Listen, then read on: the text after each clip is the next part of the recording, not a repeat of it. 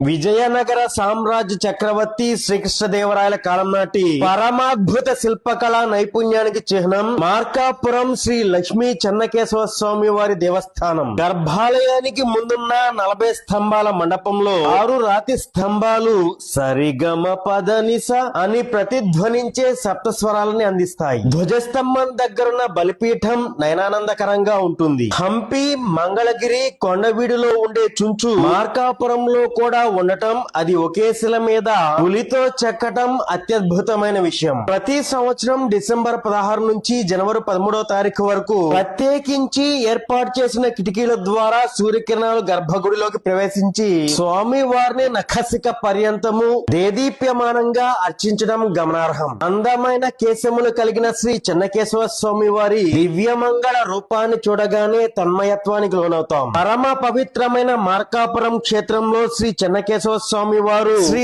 రాజ్యలక్ష్మి అమ్మవారి సమేతుడై కొలువై ఉండటం విశేషం. ఇంకా 135 అడుగుల ఎత్తు, 9 అంతస్తులు కలిగిన గాలి గోపురం ఇక్కడ హైలైట్ గా చెప్పుకోవాలి. ప్రత్యేకించి కళ్యాణ మండపంలో ఒకరిని ఒకరు చూసుకోకుండా అన్న శిల్పం చెక్కుతుంటే ఆ శబ్దాన్ని విని తమ్ముడు కూడా అలాంటి శిల్పాన్నే చెక్కడం నరాలు నెక్కబొడుచుకునే విషయం. ఆలయ ఈశాన్య భాగంలో బంగారం, వెండి బల్లెలు ఉండటం గమనించవచ్చు. మార్కాపురం బ్రహ్మోత్సవాలు నభూతో నభవిష్యతి.